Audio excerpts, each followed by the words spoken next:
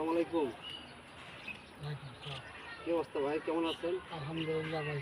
ও, আচ্ছা, একটা সাইনবোর্ড আমাদের এটা ডিজেবল ডেভেলপমেন্ট সোসাইটি ডিডিএস, এই ডিডিএস এর আপনি, আমি শুনেছি আপনি হচ্ছে শুরু থেকেই আসছিলেন সহসভাপতি হিসেবে, এখন বর্তমানে মানে উপদেষ্টা আছেন, ঠিক আছে? এখন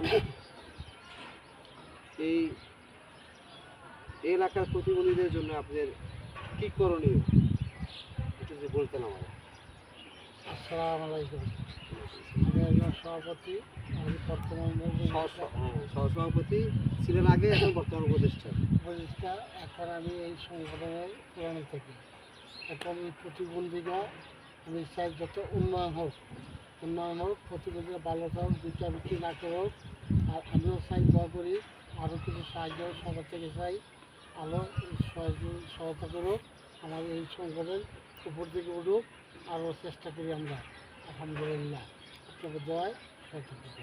প্রিয় বন্ধুগণ, ওনার নাম হচ্ছে জানাল আবেদিন, ওনার বাড়ি হচ্ছে চনপাড়া। উনি হচ্ছে দৃষ্টি প্রতিবন্ধী, মানে রোগজনিত সমস্যার কারণে প্রতিবন্ধী হয়েছে। উনি একসময় জনকল্যাণ স্কুলে চাকরি করতো দপ্তরি পদে।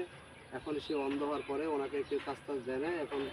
সে এখন ওনার দেখার মতো পৃথিবীতে কেউ নাই বললেই চলে, ঠিক আছে? আমাদের অফিসে দীর্ঘদিন থেকে আছে, যে এই এলাকার উন্নয়নমূলক কার্যক্রমে সে অংশীদারি, সবসময় সাপোর্ট দিয়ে, শ্রম দিয়ে, অর্থ দিয়ে হেল্প করে। আপনারা যেখানে আছেন সবাই আপনি আমাদের এই প্রতিষ্ঠানটা সামনে দিকে এগিয়ে নেওয়ার জন্য অবশ্যই সাপোর্ট দিবেন। জনাল ভাই, এখন আপনি মানে চাচ্ছেন যে ভিক্ষাবৃত্তি যাতে বন্ধ হয়? হ্যাঁ, আমি চাইছি ভিক্ষাবৃত্তি বন্ধ হোক। এই ভিক্ষাবৃত্তি করার যদি সাহায্য সহযোগিতা যদি চলতে পারে, আর সাহায্য সহযোগিতা যদি করে, আমি এর থেকে আরও ধন্যবাদ। ঠিক আছে, ঠিক আছে, মহান আল্লাহ আপনার হাজার পূর্ণ করে। ওকে।